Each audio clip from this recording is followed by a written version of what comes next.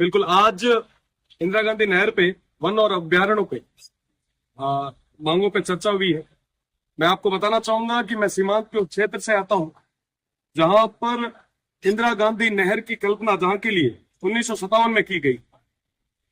1957 में जब इंदिरा गांधी नहर सिंचाई परियोजना की कल्पना की गई थी, तब ये सोचा गया था कि देश के आखिरी हिस्से तक हम पानी पहुंचाएंगे। 1980 में जैसलमेर के मोहनगढ़ में पानी आया और 1980 से लेके आज तक 44 साल तक मेरा क्षेत्र नहर के इंतजार में आस लगाए बैठा है। प्रदेश की सरकार से मैं आप सभी के माध्यम से निवेदन करूंगा कि इंदिरा गांधी नहर परियोजना का जो एक्सटेंशन रुका हुआ है, आप जल्दी से जल्दी करवाएं ताकि सीमांत के उन लोगों को पानी मिल सके।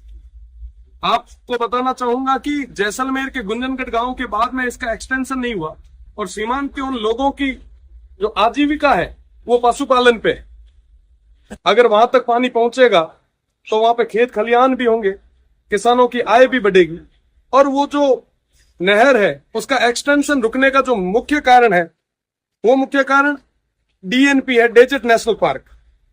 आपको बताना चाहूंगा कि 1980 में एक नोटिफिकेशन आया और उस नोटिफिकेशन के बाद में डीएनपी क्षेत्र को नोटिफाई किया गया। डीएनपी क्षेत्र के अंदर लगभग 3162 वर्ग किलोमीटर क्षेत्र है और जिसका 1962 वर्ग किलोमीटर क्षेत्र जैसलमेर का और 1200 वर्ग किलोमीटर क्षेत्र बाड़मेर का। 185 राजस्व गांव इसके अंदर है।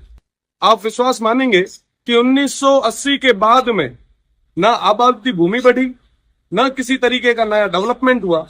आज क्योंकि वन एवं अभ्यारण्य की भी बात हो रही है, मैंने आज सरकार से निवेदन भी किया है, मंत्री जी से भी निवेदन किया है कि उस क्षेत्र में उन 185 राजस्व गांवों में मूलभूत सुविधा पहुंचाने का काम हम लोगों को करना चाहिए। आप विश्वास मानेंगे कि अभी तक वहां के किसानों को किसी भी तरीके का केसीसी या ऋण उठाने की कोई सुविधा नहीं दी गई। वो ऋण नहीं उठा सकते, वो कोई लोन नहीं ले सकते, वो बेच नहीं सकते, वो किसी भी जमीन को हस्तांतरित नहीं कर सकते। कई सारी ऐसी समस्याएं आगे आ रही है।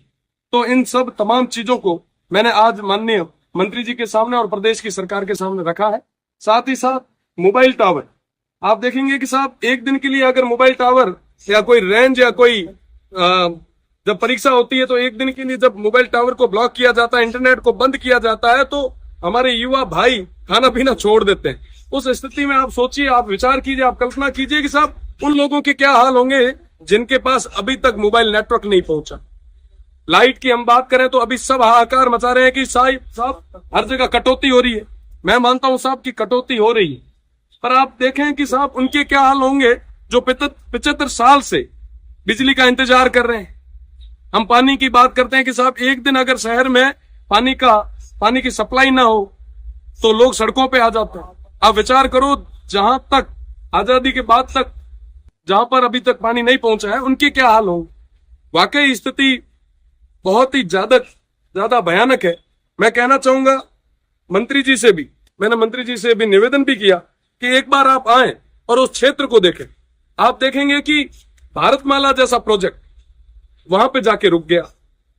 नर्मदा और इंदिरा गांधी नहर परियोजना का जो मिलाने का एक जो सपना था, वो मुझे लगता है कि सपना ही रह जाएगा।